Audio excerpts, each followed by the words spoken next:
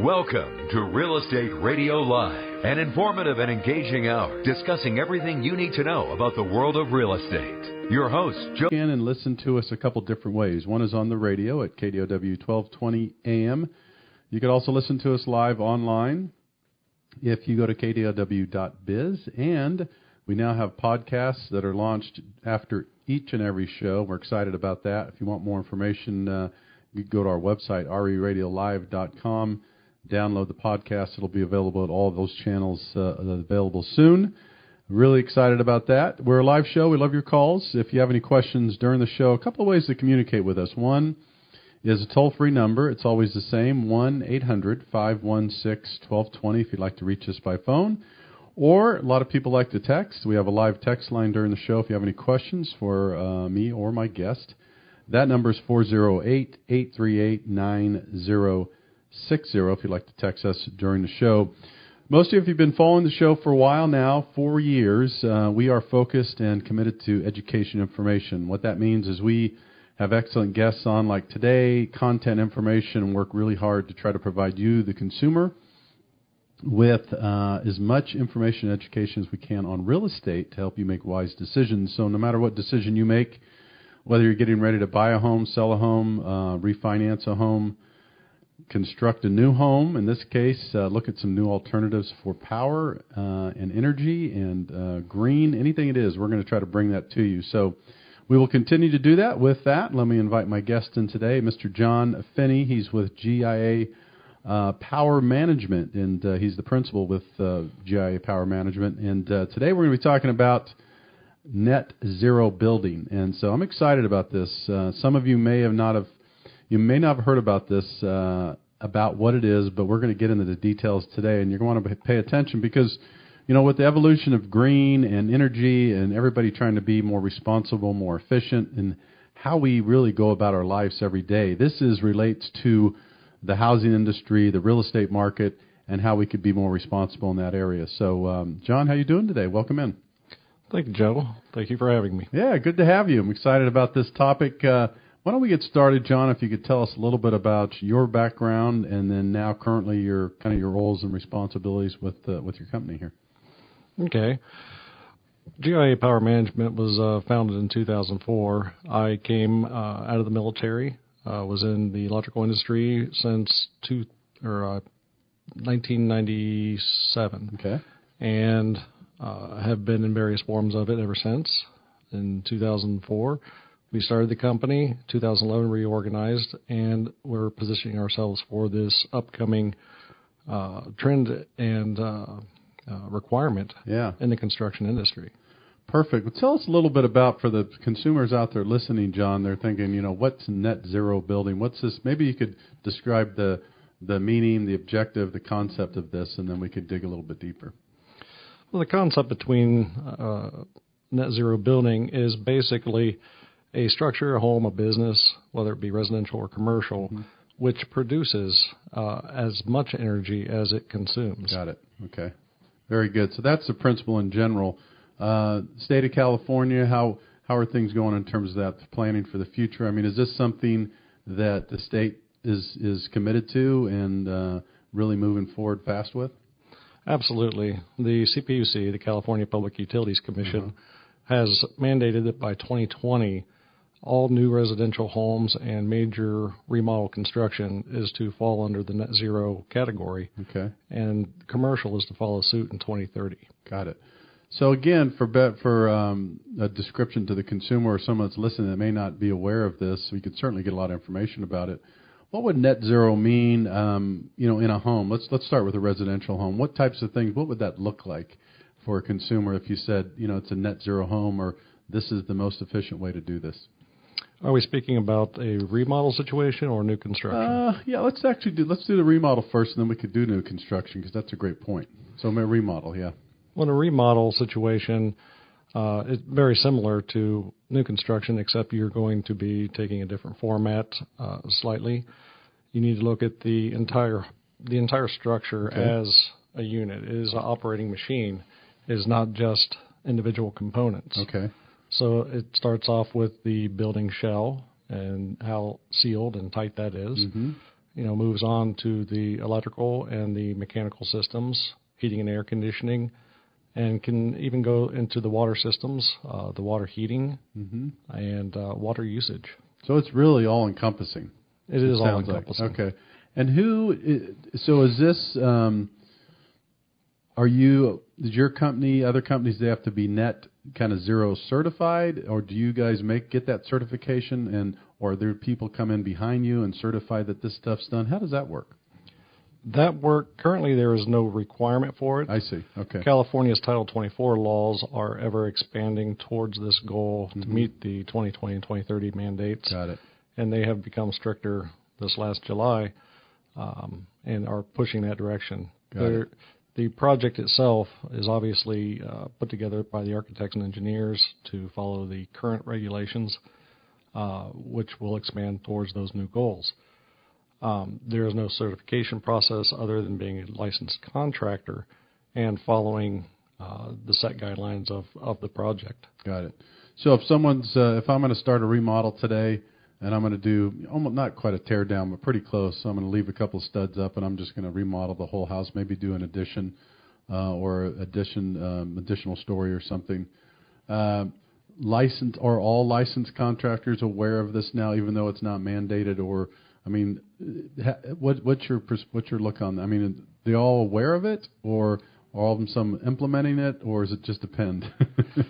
No, it depends on the situation. Okay.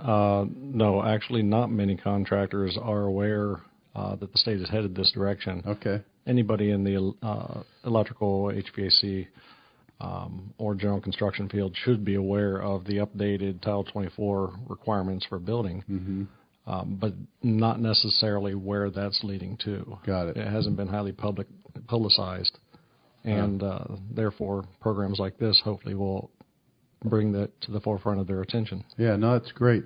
So if I'm a consumer thinking about doing a remodel right now, would that be something for me, the consumer, as I'm interviewing contractors, I would be asking them this question if they're doing this type of work, or if they understand this work? Would that be fair in assessment? If the property owner, homeowner, is interested in maintaining the cash flow of the property and the ongoing operating expenses and taking that into consideration, yes, they absolutely should ask that. Okay. Many fine contractors out there can build, can do all of these individual tasks, but don't necessarily take it into the larger picture. Got it. Okay. And many homeowners don't think about the ongoing operational expenses. They're looking at the upfront cost of the construction itself. All right. Good point. If you're just tuning in, this is Joe Cucchiara with Real Estate Radio Live. We're with you 5 days a week, Monday through Friday. Today I have in studio Mr. John Finney. He is the principal with GIA Power Management. Our topic today is net zero building. So we're discussing this concept and moving in this direction, responsible building, responsible really just in the way we live and operate, residential and commercial. If you have any questions, 1-800-516-1220, or you could text 408-838-9060. So let's talk, John, a little bit about then new construction. How much has that changed? So if you have a developer that's building 12 new homes or right now today, how does that look, or how is that any different than a remodel? Well, a new construction situation obviously has to follow the code of when that project was actually plan checked. Oh, okay. So just because it's happening now doesn't mean that it's happening under the current code. I see. Between the time that the city or the jurisdiction initially plan check that and the time the construction begins, code can actually change. It's ever evolving. Okay. So that could change depending. So you're saying that from the time it was authorized or permitted to start that building there could be a time lapse there where could be a difference. Yes, there can be a time lapse, and it's not necessarily when the permit was pulled. I see. As to when the initial plans were submitted to the jurisdiction. They stamp that as to when that was received, and then the project is scrutinized off of the codes at that point in time. Okay. And so this, again, I don't want to assume, but I'll just go through it and you could tell me yes or no. So this is, if you say all-encompassing, John, I'm assuming, every aspect of the home, the structure, the way you seal it, the electrical, the heating, you mentioned the, I'm guessing windows, air conditioning, roof, insulation, everything, right? I mean, from start to finish. I'm sure there's much, much more, but every conceivable part of that home, I guess, all falls under this category. Absolutely, because all of these items affect the electrical usage and the ability of the home to keep itself hot or cold, depending upon what you're looking for. And all of these aspects require energy, which the owner pays for. Got it. And is this is solar kind of wrapped in all this too, or is that kind of separate? Because that's, I mean, would solar energy be part of what we're talking about today, or is that a little bit different?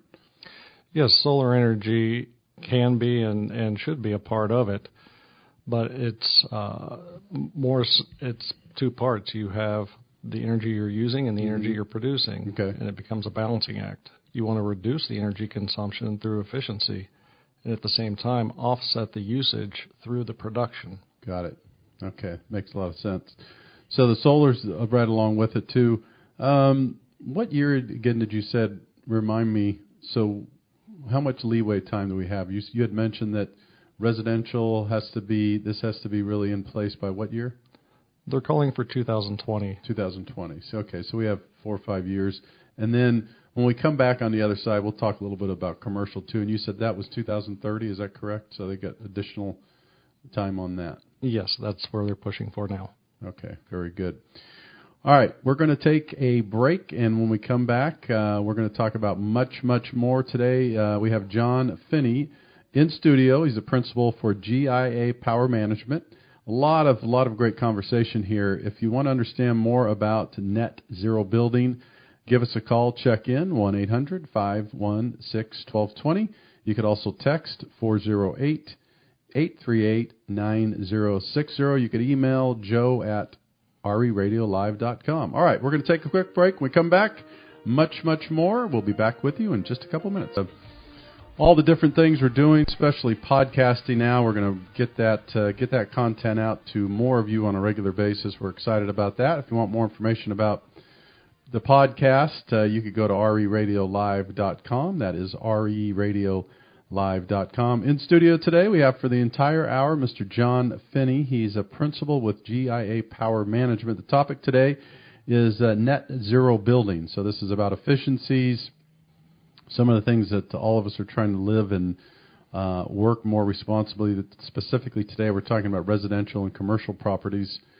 John, we've talked a little bit about the breakdown, what it is, the concept, some of the guidelines, some of the time frames, I should say.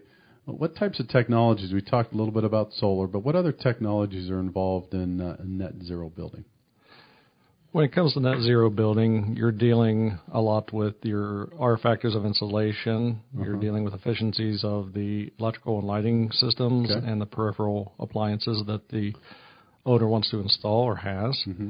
You're dealing with HVAC, the heating, ventilation, and air conditioning systems of the property, and the efficiency levels and the quality of installation of both the furnace or air conditioner or heat pump, whatever it may be, and the ducting and how well that's been designed, installed, and it's really the entire building, but it breaks down into several individual trades. Got it.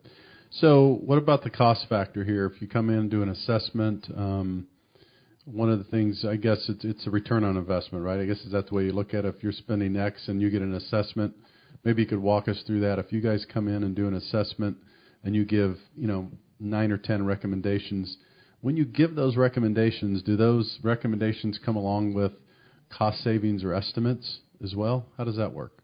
Absolutely.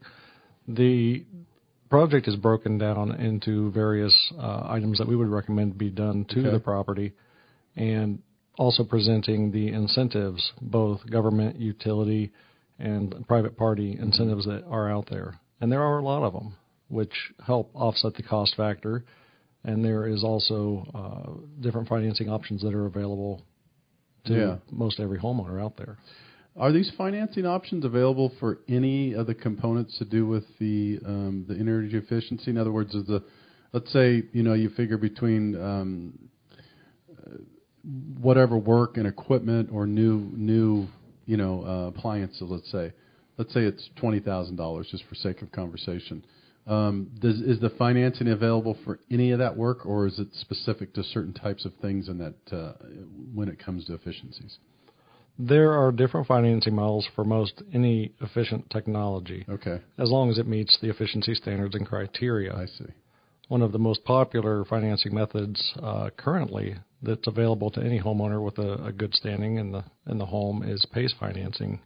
And PACE stands for Property Assessed Clean Energy.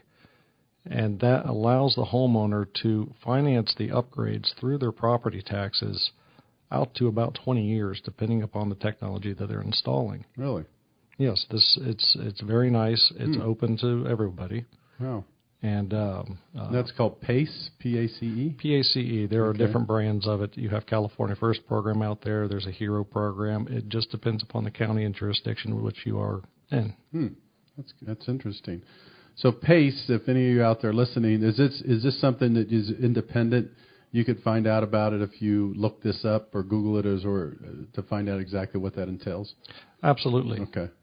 Yeah, so PACE, P-A-C-E, do some research on that, because I think that this is, again, another example of, there's a lot of, we got to take a break here in a minute or so, but before we do that, there's a lot of options and there's a lot of opportunities out there for people. And a lot of times they just don't know about it, seems like, huh?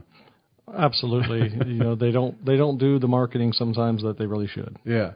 And that's interesting, because I think if you do the research, and now there's no excuse with the internet and the Google search, et cetera, but so PACE, P-A-C-E, if you're listening to the show, do some research on that and find out. It sounds like an interesting program. You could finance some of this stuff and be responsible at the same time. All right, we're going to take another break. When we come back, much more. If you have any questions for John or me, 1-800-516-1220, 1-800-516-1220, or the live text line 408-838-9060. This is Joe Cucchiara with Real Estate Radio Live. In studio, our guest today, Mr. John Finney. He is the principal for GIA Power Management. And the topic today, his expertise is net zero building. We're talking about residential. We'll get into commercial a little bit here in a couple of minutes. And I want to ask you some questions about solar, John. But before I do that, off the air here, we were chatting a little bit. And I just want to make sure we talked about this PACE program, which I think a lot of people didn't know about, which is great. Sounds like a great option. And you had mentioned that one of the benefits also is it passes on to the next homeowner. So if I had this PACE program today and did all the work, and 5 years later I sold my home, those benefits are passed on to the next homeowner as well. Absolutely. That's always a major concern for most homeowners, being why make this massive investment in efficiency if I don't know where I'm going to be in the next 5, 10, 20 years. Yeah. And a nice part of that, which can be checked out on California First website, is that your payments get passed on to the next property owner. So really, you're only paying for your use of the technology while you are there, but you're still receiving all the tax incentives yourself up front. So it's a wonderful program for those who don't have the ability to outright finance the project or go through a home equity line or another finance situation. Yeah, good point. So PACE program, and then you had mentioned the website, was it California First, where you could find a lot of this information as well? Absolutely. If you Google California First, they have lots of great information. Very good. All right, so let's talk a little bit about solar, because this is heavy on people's mind. You hear it, you're getting, solar now is like, I'm trying to get an example. Man, it seems like you're called and and inquiring about solar. There's so many different companies out there now offering it. There's so much confusion now. So maybe you could give us kind of a summary, John. Solar, the big question always comes up, do I buy or lease? So, this is, we have a couple minutes left in this segment. We'll take some more time in the next segment. But if you get us started and really give us, there's the two options. There's the buy or lease, and talk a little bit about the pros and cons of those, if you would. Yes. What I normally talk with people about when it comes down to the financial model is their tax appetite. Well, first of all, do they have the money to finance it outright? Good question. Second of all, their tax appetite. Do they pay enough in taxes at the end of the year to be able to use the incentives, the tax credits, efficiently? If they do not, a lease option might be a good situation for them, especially if they don't qualify for the PACE financing. Because it's great that you get a 30% incentive tax credit from the government, but if it takes you 7 or 8 or 10 years to roll that tax credit out and really use it, you're not effectively utilizing that situation. Got it. All right. So is it really an independent individual thing when someone says, what's the best thing, John, to either finance either lease or purchase? Is it just really, does it come down to the assessment, the evaluation, and then that family has to really make that determination themselves? Yes.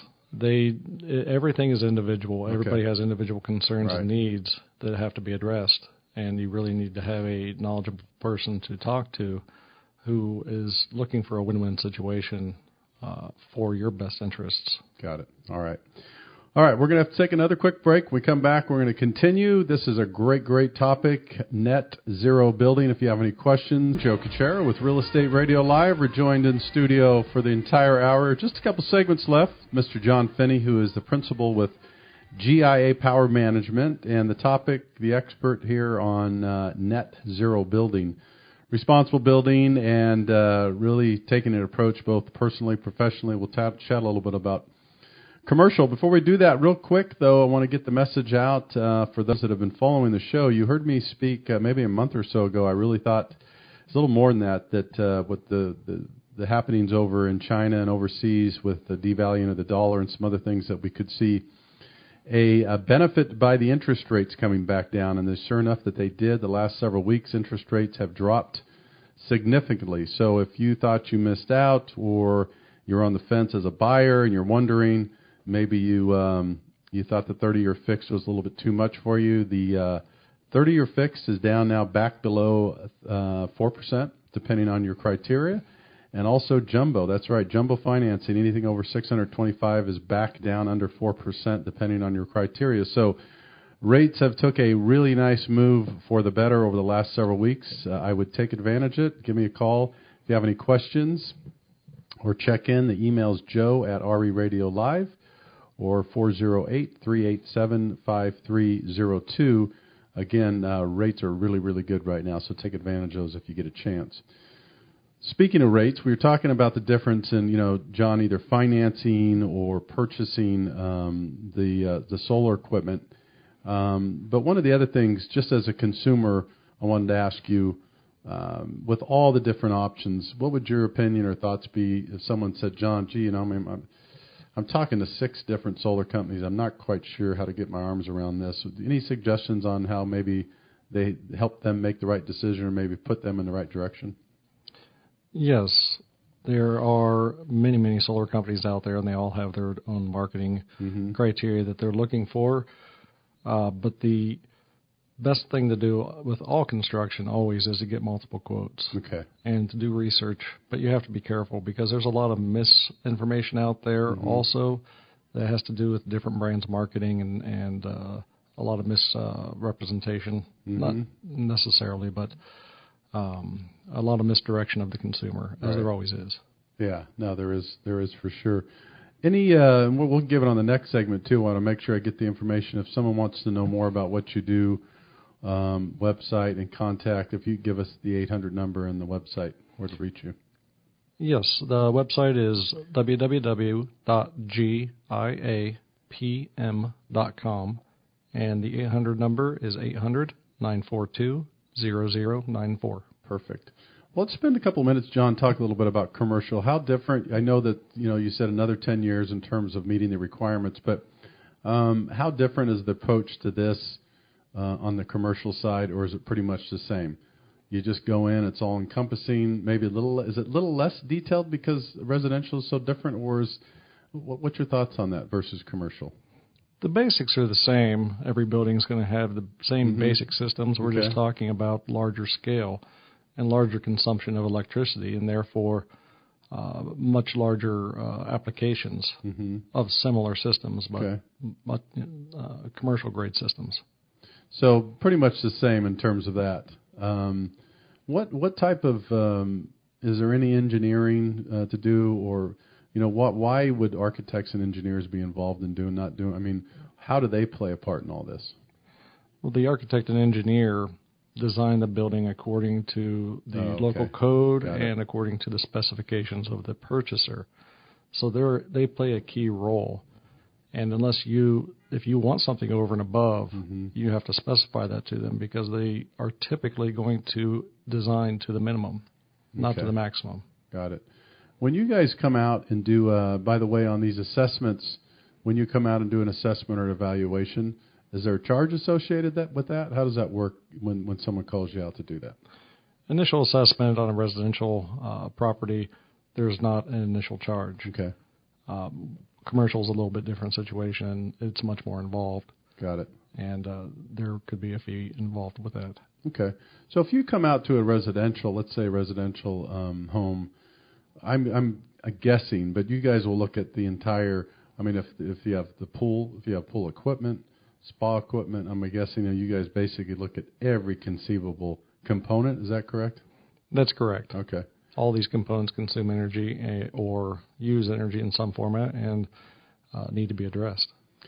And are there some cases where I'm just guessing? This may sound like a naive question, but every consumer needs to know.